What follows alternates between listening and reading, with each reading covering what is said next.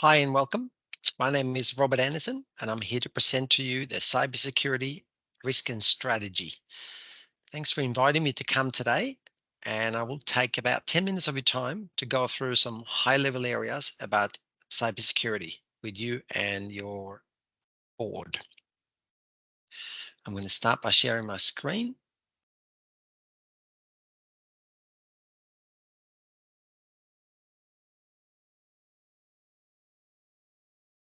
Here we go. That's the welcome page. Sort out in the background here. There we go. Next slide. So there's 5 things we're going to go through today. We're going to take you through the business analysis. Then we go to risk analysis and a treatment plan. That's 2 and 3.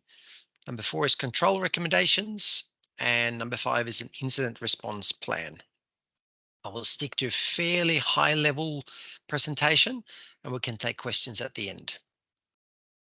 So from a business analysis perspective, South East Water is a state-owned water utility company in Victoria, Australia. Its role is to bring water to customers and remove wastewater.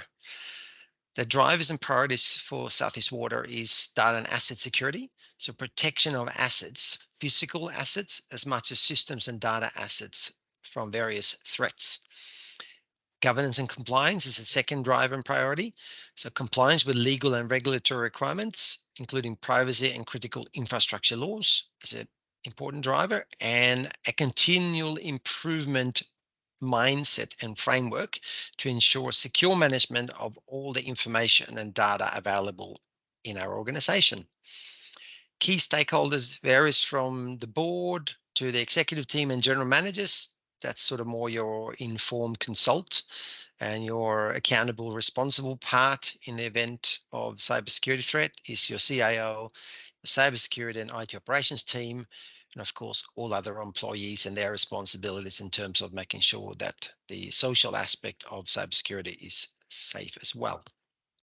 From a NIST perspective, we have undertaken a desktop audit, and your current cybersecurity policy reflects a proactive approach in risk mitigation regarding critical infrastructure and data.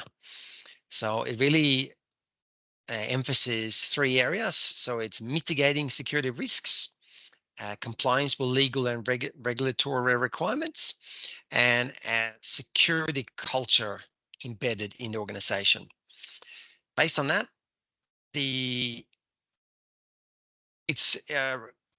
my apologies. Let's start again.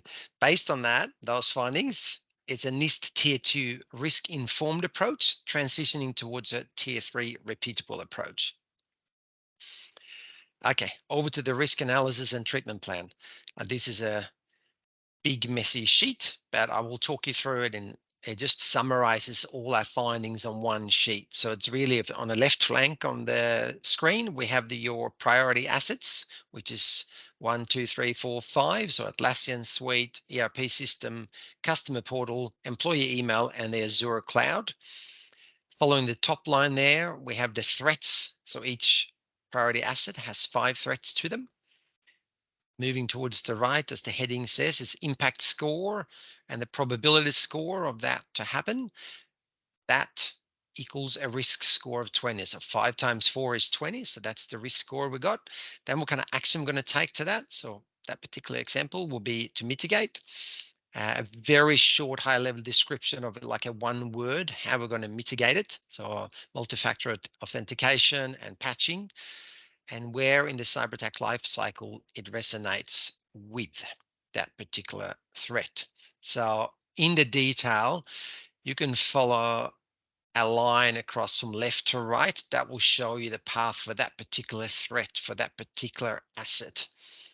And here's another example. So follow the ERP system ransom attack. We follow that third row. We'll see the impact score is 5, probability score is 4, also threat risk score 20. We've got to mitigate that one area. We're going to do this as segment, but there's much more. We're getting to detail a bit later about that. And then the cyber attack lifecycle. Now, this is just to show you that the top right corner of the screen has the key for the cyber attack lifecycle, 1 to 6. And down the right flank, each threat has then associated risks mapped to it. Now, we will now leave the overall summary, and we'll unpack the risk analysis and treatment plan of the ERP system, which is asset 2, in more detail on the next slide. Now, the other 4 assets, so 1, 3, 4, and 5, can be found in appendix, which is slide 18 to 21 in this pack. So the asset number 2 ERP system, we have identified 5 threats. So we're going to start from the top here and follow horizontally from left to right. So one of the threats is an insider threat. The impact is severe, so a 5 score. Financial information compromise, it's severe impact to the business. Probability, almost certain. However, we have strong monitoring program in place, separation of duties, and weekly reconciliations in place. The risk score is very high, it's 25, the highest risk score you can get. We're planning to mitigate that, continue doing that, because it's a high risk. So policy include risky users, data loss prevention controls in place, and staff system and ethics training. And that sits with the life cycle stages 3, 4, 5, and 6, as you can see. We'll get to them later on in the presentation. The ERP system threat number 2 is data loss from malware attack. And that's a major impact, inability to accurately report financial information. The impact score is 4. Probability is quite low, so it's unlikely. It's a score number 2 because we also got robust backup and recovery procedures in place, endpoint detection and response in place, and data loss prevention policies in place as well. Role risk score is an 8, so it's quite in the green. We're going to accept that risk. We're going to keep our current practices. It does also align with some life cycle stages there as well. And like I said, we'll get to them a bit later. Threat number 3 is a ransomware attack. And that's impact is severe. Encryption of financial data will be devastating for our organization. Likely, we have robust security measures in place, but the probability is still 4, so it's high. So it's a 20 risk score. So some actions we take to mitigate that risk is establish an offline backup for critical financial data. We conduct regular tabletop exercises to simulate responses in case of a ransom attack, and enhancing network segmentation to contain potential breaches. Threat number 4 is unauthorized data exfiltration. It's a major impact as well, leakage of sensitive financial data. Probability score of 3, so advanced data loss prevention measures are in place. We're going to accept that risk. We're going to keep the current practices. The 5th and last threat is a phishing attack. That's a major impact. It's a compromise of user credentials. It's possible. It's low. We have employees trained to detect phishing attempts. We conduct regular phishing simulations and training sessions for employees. We establish clear reporting procedure for suspected phishing attempts and conduct prompt investigations. Hopefully that covers those bits for you. Like I said, we'll take some questions at the end. Now, this slide we just seen, we will unpack the control recommendation of threat 2.3 ransom attack using the cyber attack lifecycle on the next slide. So now we're going to go back to that last column there, the lifecycle stage, in the next slide and look in a bit more detail. So at the top of this page, we got the same as in asset number 5. We pulled out the ransom attack, which is threat number 3, and we left it up top to you to follow the breadcrumbs. So if we look at the life cycle stages, so number 1 is reconnaissance. So, and then we've got weaponization, delivery, exploitation. That's the first 3 that relate to unauthorized access. So what we're going to do in the reconnaissance stage as a control recommendation is to implement regular vulnerability assessments and patch management along with network segmentation to isolate the system. And you can see I have a little green text there that relates to the action description summary up the top. That's the green text to see that we just highlighted the summary up the top in the slide previous to this. And here we speak a little bit more in detail about each step along the life cycle stages. The weaponization and delivery phase, so phase 2, is we're going to strengthen email security, enforce MFA, and conduct employee training on identifying and reporting suspicious activities. Exploitation phase, which is the third phase, implement advanced endpoint protection, intrusion detection system, and behavior-based anomaly detection to prevent exploitation of vulnerabilities. We now move to phase 4, 5, and 6, which is unauthorized use of our systems. So the installation is the fourth part. Regularly update and patch the system, conduct security audits and simulations, and segment network again as the first point to prevent widespread installation of ransomware and lateral movement across the network. Again, you see some highlighted text in blue and green relates to the action description summary in top right corner there. The fifth part is the command and control stage. So employ network traffic analysis tools, firewall rules, and intrusion prevention systems to detect and block communication with malicious external servers. In the last actions on objective stage, we're going to establish offline backups, have robust incident response plan in place, and refuse to negotiate or pay the ransom if the event that we should have a ransom attack against us. Oh, too quickly. Yep. So hopefully that makes sense. And we move to the incident response plan summary, which is, again, this is high level, and there's a lower level coming after this, which we're going to touch on a couple of things. So the preparation phase of the incident response plan is really about establishing an interdisciplinary incident response team.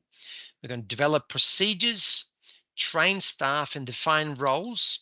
We're going to have those stakeholders identified, set KPIs, and establish communication protocols and ensure compliance with relevant legislation. And then, of course, the preparation stage is before anything has actually happened. So this is how we can prepare ourselves. So in the event that something happens, we know what steps to take. And again, this is the high-level overview. The identification phase, which is the second phase. So we're going to investigate the incident as it happened, report those details to the incident response team, so the IRT. We're going to comply with external reporting obligation as per our legal requirements and categorize the incident threat level and potential impacts. We're going to do that while we track the KPI and continuously keep updating the incident details and adhere to legislative timing of reporting to regulatory bodies or affected individuals. We get more details about in the next slide. The containment phase, so number 3. In the containment phase, isolate system, block unauthorized access, apply temporary fixes to prevent additional damage, and engage the expert and security personnel to make sure that they work together with the incident response team and stakeholders. We're going to monitor their containment effectiveness, track their KPIs, and provide updates to stakeholders. Phase 4, eradication, is about removing that malware, repair the system, fix vulnerabilities, and involve administrators and cybersecurity experts for restoration. And we're going to, again, keep track of our KPIs and verify that the solution is effective. In the fifth phase, which is the recovery phase, we're going to restore our systems, data, services, validate the platform with tests, involve technical support team and IT personnel, keep our stakeholders up to date, and measure our recovery-related KPIs to make sure we're hitting our KPIs. And we can ensure system functionality and conduct post-recovery checks before we go live again. Of course, the most important step is the lessons learned. So we can, again, whatever lessons learned we have from an incident, we can filter back to our preparation stage, and that becomes cyclic rather than linear approach to incident response planning. In this last phase, lessons learned, we conduct a thorough review of the incident with the incident response team to evaluate effectiveness, improve policies and training, and everything we need to put in place to have a better preparation next time. Now, the last slide we're going to show is the more detail. So each one of these slides here, as you can follow the breadcrumbs up the top, each phase has its own detailed slide I just want to point out that in the preparation slide, we have this legislative requirements covered down the bottom here. And we have, oh, my apologies, swap the screen. We divvied it up into cyber incident level 0, 1, 0, which I have not mentioned here, 1, 2, and 3, and how we have to notify certain regulatory bodies because we are water utility. That moves to questions. Thank you for the presentation, and hope to speak to you soon. I also want to point out the appendix is here, and these are the full versions of the other assets that we have in place. Thank you very much for having me here today.